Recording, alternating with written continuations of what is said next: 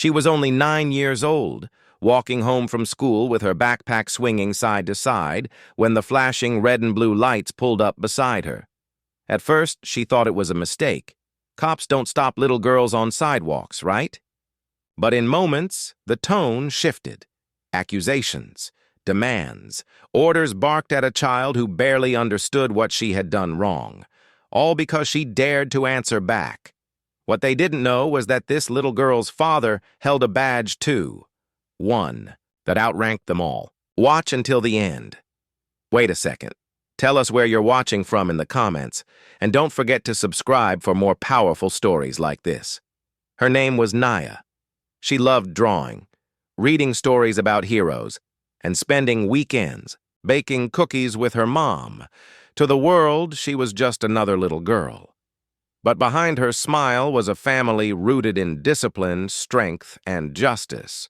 Her father was the FBI's regional director, responsible for leading cases that shaped the future of an entire state.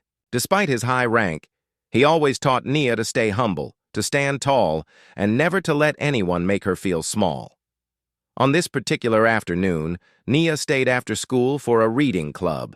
With the sun slipping lower and her backpack filled with notebooks and crayons, she hummed on her way home.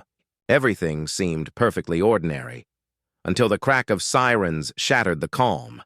A police cruiser slowed beside her, officers' eyes narrowing on the most petite figure walking the street.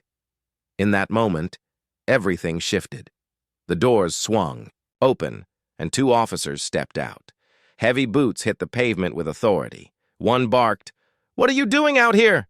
Nia froze, confused. She clutched her backpack tighter. "I'm walking home." The exchange of glances between the officers wasn't hidden. Suspicion, judgment. To them, she wasn't an innocent child. She was a problem. They demanded to know her address, why she was out alone, and why she was talking back. Nia, taught by her parents to always answer with honesty and respect, responded firmly. But her confidence came across as defiance. One officer sneered, "Don't get smart with me." They forced her to open her bag. Out spilled crayons, a math worksheet, and a half-eaten sandwich. Instead of relief, there was ridicule. Neighbors peeked from their porches, cars slowed, and whispers started. 2 officers towering over a little girl became a public scene. Nia's chest tightened with humiliation. She wasn't scared of what she carried. She was afraid of being seen like this. Powerless, treated like a suspect. But deep inside, something told her to keep her chin up. Tears threatened to fall, but she held them back. She remembered her father's voice. "Never let them break you." The officers weren't done.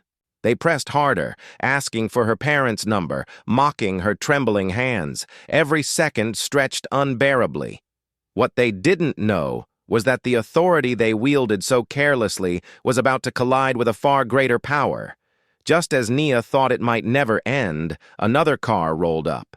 A tall man stepped out, his dark suit catching the glow of the setting sun.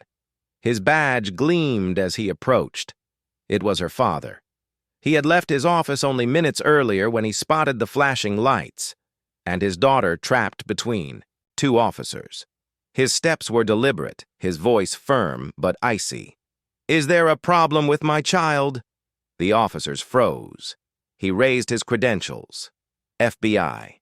Director. Their faces drained of color as realization struck. This wasn't just any little girl. This was his daughter. The silence was louder than any shouting. Nia stood taller beside him, his protective hand resting on her shoulder. In that moment, the balance of power shifted completely. The officers fumbled over weak apologies, but the damage was done. Nia walked away with her father, holding his hand, her head high, not because she won, but because she had faced what so many endure daily, humiliation for nothing more than the color of their skin. Her father didn't need to argue. His silence, his presence, and his badge exposed everything. For Nia, it became a defining lesson. Power and titles might protect some, but countless others walk home without that shield. That night, she understood a truth that would never leave.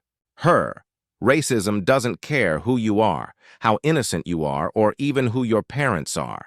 The question is, how many more children must face this before the world finally changes? Which country and city are you watching from? Take care.